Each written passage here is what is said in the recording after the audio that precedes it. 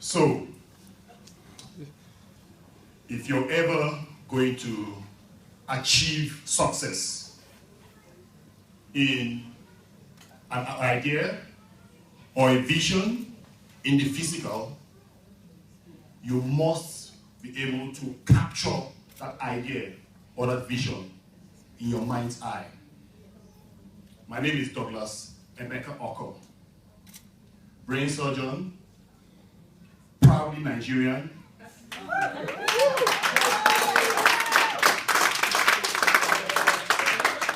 I'm deeply passionate about redefining healthcare in my homeland, Nigeria.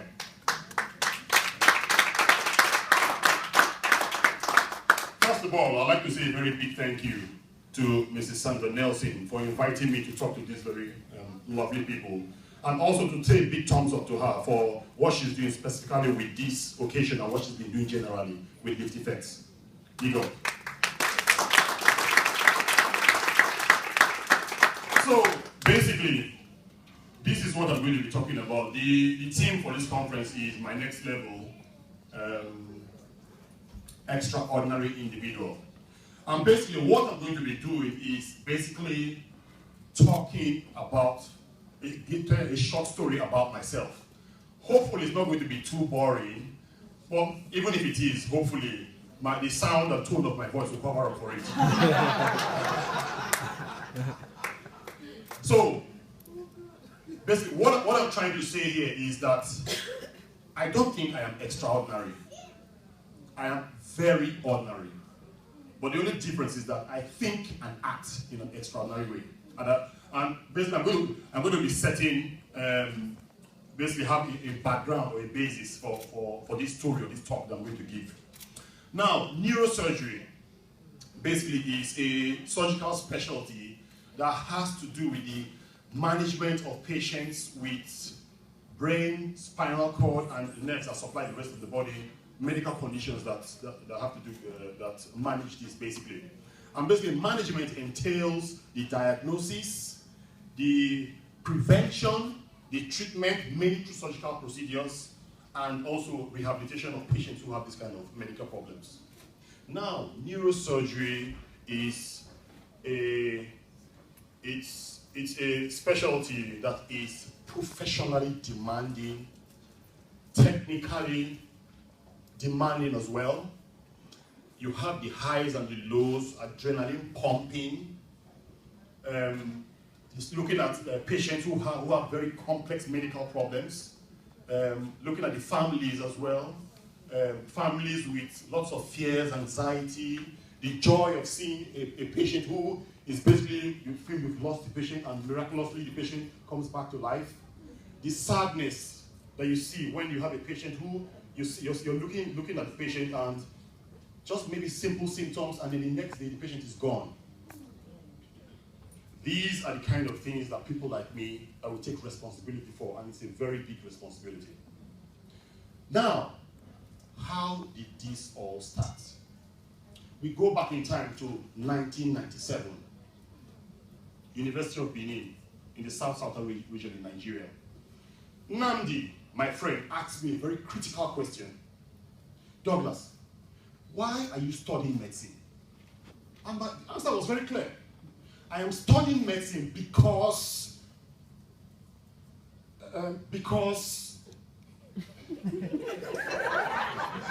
actually, why am I actually studying medicine? Now, that catapulted me into a period of deep introspection, reflection, and then it brought me to a point where I started understanding things like vision, like purpose, destiny, and critically, the power and will that we have as human beings to make things happen. And then I decided I was going to be an individual who was going to make an impact in my community, someone who definitely will be well recognized, and someone who brought value, very critical value to his community. And so the next question was, how was I going to do this? Okay, there was I as a medical student studying medicine, and it hit me. Yes, I've always been this this chap who had skills, some skills. Yes, I used to do lots of freestyle drawing and stuff. So when I thought of it, I think I should actually be a surgeon. But what type of surgeon? Now, the University of Benin Teaching Hospital, which was one of the key teaching hospitals in the South region in Nigeria, covering almost a population of almost about 20 million people.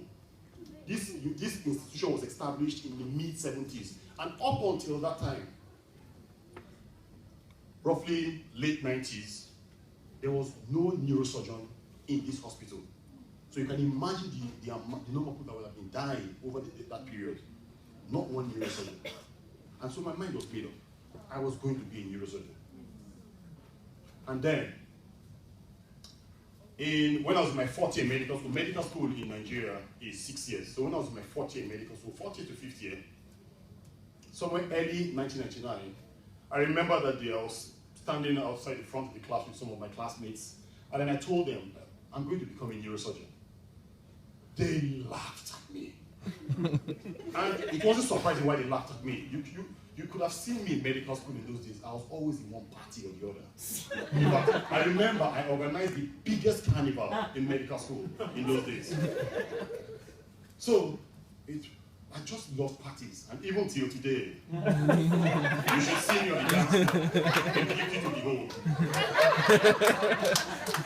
So they laughed at me because at that particular point in time, I wasn't, the notion there, or the understanding was that to be a brain surgeon, you had to be a scholar. You had to be someone who was a distinction student. I was none of those things. But somehow, I just knew I was going to be a neurosurgeon. And guess what? Well, the first time I met my wife, Loretta, the lovely lady standing behind her,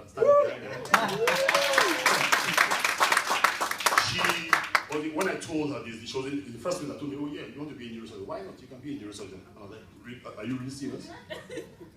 So, guess what that is up there? Towards the end of 2001, in my class, we did what we call a yearbook. Right? Now that is my own page on my yearbook, right? And there are lots of questions, and it came to the question that it was where they asked, after school, I like to be, and I actually took out like to. And in my mind I was saying, after school, I'll be a neurosurgeon. This was in 2001. Now, if you look at the personal statements, it's really funny, but I'll try and draw some things out there. I have gained academic knowledge and have contributed my love. I'm a guy who knows and loves and believes in God, and who knows that he will be a neurosurgeon. Now, sorry, I forgot here, the lady from Mauritius, she talked about people calling her crazy. Imagine what people call me. Okay. So, and then, basically, that was my picture on the yearbook, and you can see me as a cute little baby. So, next time.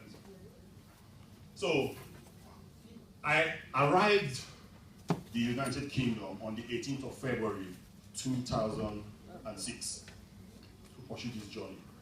It was very funny because when I told my classmates, my friends, that I was going to be a neurosurgeon, I told them that I was going to train in a place where I would get the best of the best, that I was going to go to the UK. Now, at the particular point in time I told my friends I was going to train as a neurosurgeon, I did not know how I was going to achieve it, but I did not care. I knew what I wanted, and that was very critical.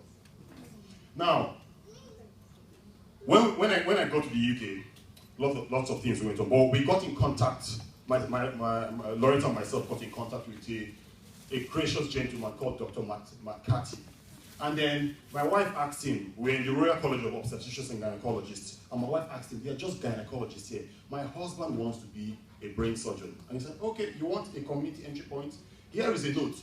I have a friend who is a neurosurgeon. And then, who was this neurosurgeon?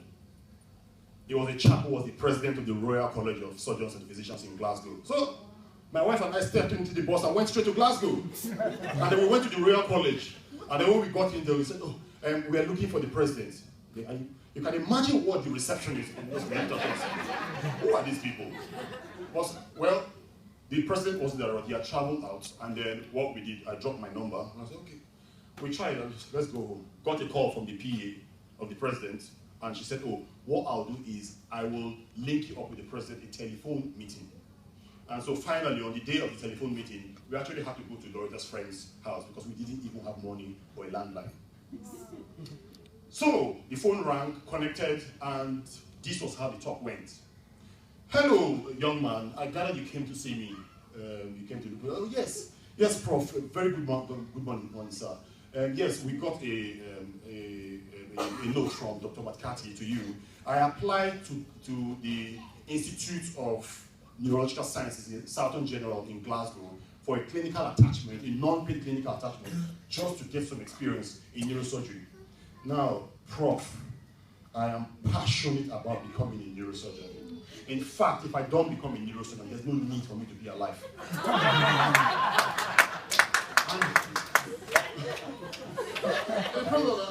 I'm sure in his mind we must have been wondering, who is this nutter? And I went for it and I said, Prof, you don't know me, I've never worked with you, so I cannot ask you for a reference or for a recommendation, but I can tell you one thing, Prof, I need help. And then he paused for a while.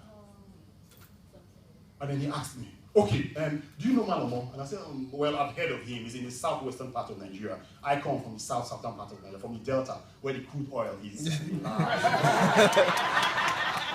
then he said, okay, do you know what? Tell Miss Jennifer Brown, the head of department in Southern Nigeria in Glasgow, that I recommend you. Before then I was being, and then I started stammering, okay. And then 2 days later, I got a call from his PA. Oh, what's your address? I was like, what do these people need my address for? And then 2 days later, guess what? This letter came. And then one hot tear dropped from my eyes. Dear Jennifer, Dr. Douglas Okor, this is to let you know I've been contacted by this young Nigerian doctor who is extremely keen on pursuing a neurosurgical career. He is immensely keen to obtain a clinical attachment to provide him with some exposure to British neurosurgery and some acceptance of his aptitude for such training. I advised him that he could write to you as the chairman and hope that you will help him. Wow. Now, guess what? Who was this gentleman, this president we'll be talking about? Professor Sir Graham Tisdale. There's what we call the Glasgow Coma Scale. The Glasgow Coma Scale is used to assess patients who are unconscious. It's used in Japan, it's used in the US, it's used in Nigeria, everywhere in Africa. That was the man, Sir Professor Graham Tisdale. So we just talked on the phone, and then he gave me that letter. Okay? Next slide, please. Generally, on your journey to greatness, your journey to greatness is like climbing a ladder. You will need people that will help and enable you up that ladder. Professor Sam El Jamel, he's from Libya, in Dundee. He helped me. He also gave me a clinical attachment. I was the person who actually gave me my first job as a doctor, also a non-paying job, but he enabled me to get registered with the General Medical Council. He was a very tough trainer, and sometimes did some kicking in the backside sometimes to move. And for that, I'm totally grateful to him. Next slide, please. And that is Biodu Ogumbo. Biodu Ogumbo is the numero uno neurosurgeon in Nigeria, one of the top neurosurgeons in Nigeria. He trained here in the UK as well. Biodu Ogumbo demystified neurosurgery for me. When I was trying to get my first what we call specialist registrar post in Edinburgh, I had applied twice, they didn't even answer me. And Biodu was there at some point, and I met up with Biodu at one point, and then Biodu told the chaps that, see, I know you guys are scared that this guy is very junior. You're scared that if there were emergencies on call and said you have to come out of in the night and stuff like that, don't worry, I'll cover the Douglas. And that was how they gave me my first specialist registrar job in Western General Hospital in Edinburgh. Biodu demystified neurosurgery for me. He took me through some of the simple procedures as a brain surgeon. I'm forever grateful for him for that. And next is Umang Patel. We actually call him the Jesus of neurosurgery. I was mainly trained in Sheffield, in the Royal Hallamshire Hospital in Sheffield. And when I started in Sheffield, I went through lots of challenges. For some reason, some people just wanted to squeeze the life out of me. Umang Patel actually served as a father and guided and protected me. And I'm truly grateful to him, forever grateful to him. Really guided, protected me, and I'm truly grateful to him. Next slide, please. Now, remember what I said initially. I'm very ordinary. There's nothing extraordinary about me, okay? And this is to prove it. So, basically, the training for neurosurgery is 8 years, right? And this is after medical school and after what we call the foundation year, or in Nigeria, we call it the house officer, house job year. It's 8 years, okay? So remember, 1, 2, 3, you can count everybody. Let's start counting. Now, FTSA 2 post, so that's year 2. I applied for this post, we were 2 for the post, and look at that. However, you were the highest scoring applicant for the level, but I think that says that you were unappointable. Next slide. And look at the dates as well, 2008. Of the 2 candidates interviewed, ranked above the other candidates, but Mr. Okor scored lower than but all the candidates applying for year 1. So even the candidates applying for year 1 were much better than me. You know, so I was applying for year 2, same thing, they were much better than me. Okay, what was the word we use here? Dance. In Nigeria, we call it oludu. So next one, apply for a year 1 post. Out of 150 candidates, the highest score was 82. What was my score? 32. Oludu. Next. Thanks for attending the year 3 interview in Glasgow yesterday. You were ranked 2nd. Well, there's only one job. So if the other person doesn't take the job, maybe we might think about it. Of course, I didn't get the job. Year 3, you have scored high enough to be shortlisted at this stage, but due to the high number of candidates, well, basically, you didn't get the job. I wasn't even interviewed. Next. Thanks for your email. Apologies for the delay. I can confirm that you were unsuccessful. Next. So, year 4 now. 4 applicants. That's my score. Guess my rank out of 4 applicants. 4. Good. Next. I am pleased to provide you with the details of the breakdown or whatever. 21 candidates, 5 posts, you're ranked 11th. 5 posts and I'm ranked 11th. So, and finally, fast forward till 4th of September 2015. Basically 3 weeks later. And that's in Glasgow, in the central station in Glasgow. Sir Professor Graham Teasdale. I had only spoken to him on the phone previously. And finally, that's Sir Professor Graham Teasdale.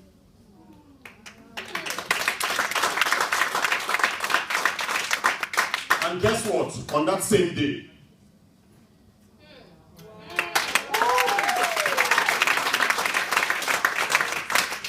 I was inducted as a fellow of the Royal College of Surgeons, Neurosurgery.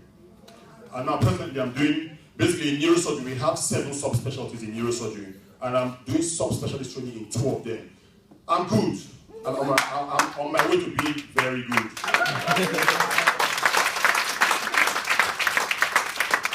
So, let's talk about a few things. Determinants of your next level.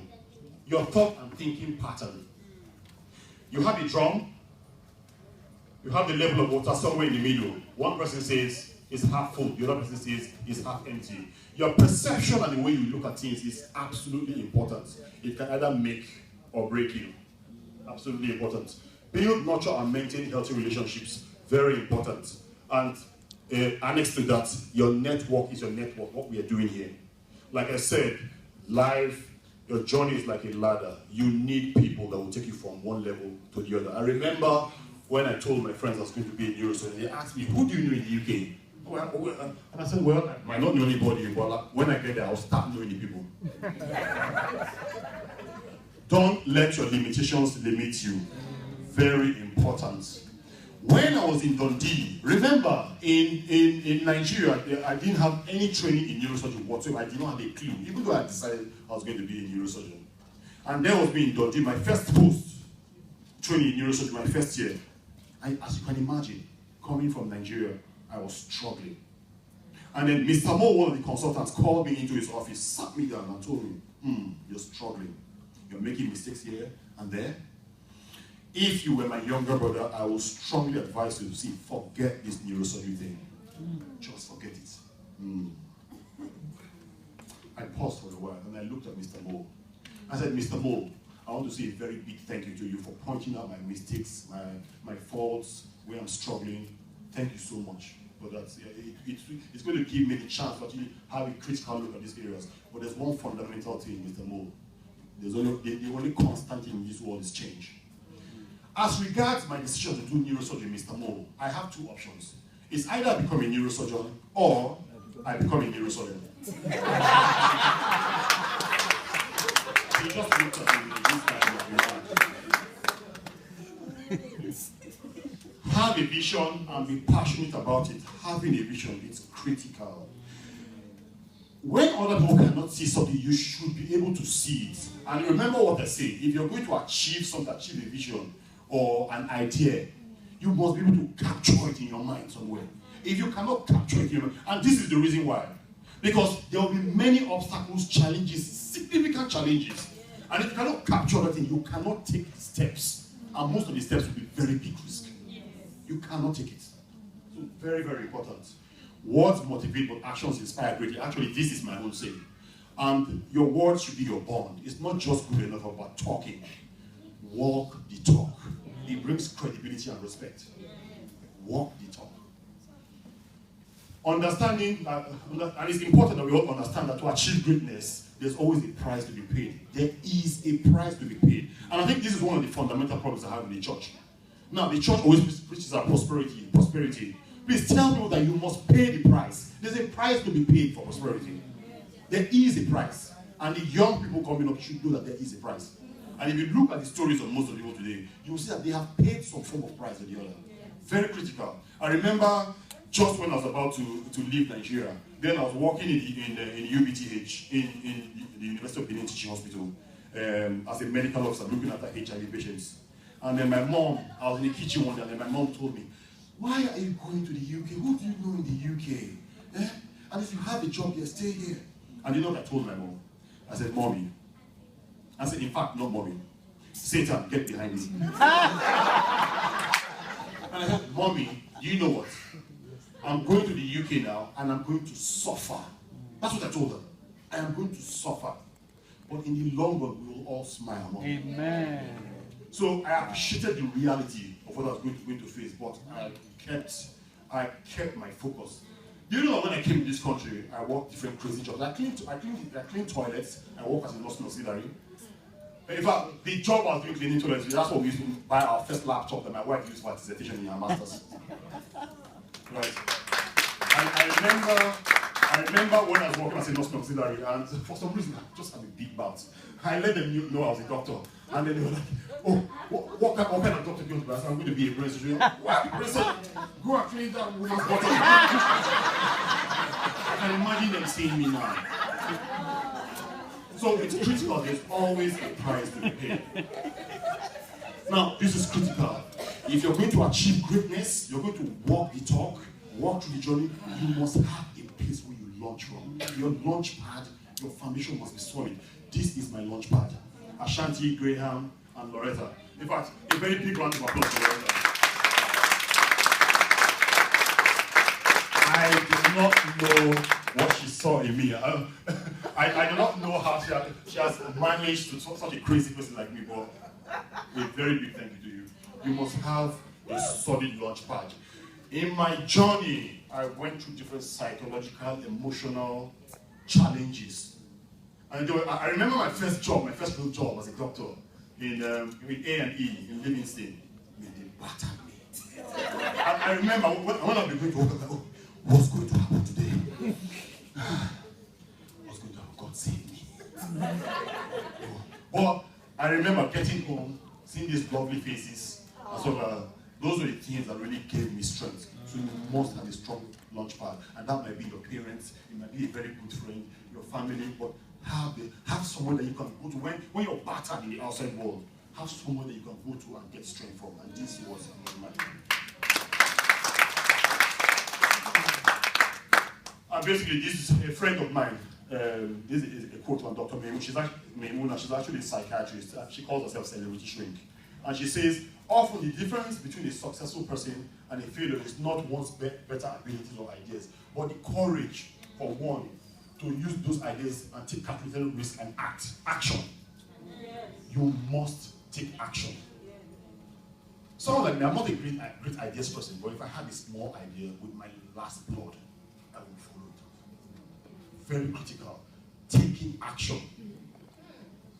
Starting from small. I always tell, because I'm very passionate about young people, I tell them, start from small. There's no hurry. Start from small. The journey itself is a learning process. We talked about learning curve earlier today. Very critical. And then basically, I'm sure lots of us have seen these illustration. It's called the iceberg illustration. And basically what it states that success is an iceberg. You have a part of the iceberg, the iceberg is floating, but they have a part outside that people can see, and the one that people cannot see. Now if you look at very solid people like Ronaldo, Messi, people like Usain Bolt, what we always see is what's above the water. You understand? But these people have gone through lots. They have prepared. To get to greatness, there's a preparation phase. You cannot run away from it. And like we all know, when preparation meets opportunity, it's that bomb. So what am I saying in essence? What's the message? The message is, if you have a vision, you're passionate about something, especially when that passion doesn't have to do with your selfish self, it has to do with the community, making an impact in your generation. When you have that vision, have the right mindset, the right attitude, be persistent, be consistent, persevere, have a solid launch pad from where you go from, and I promise you, you will definitely get there. You will achieve that success. Thank you very much, and God bless you.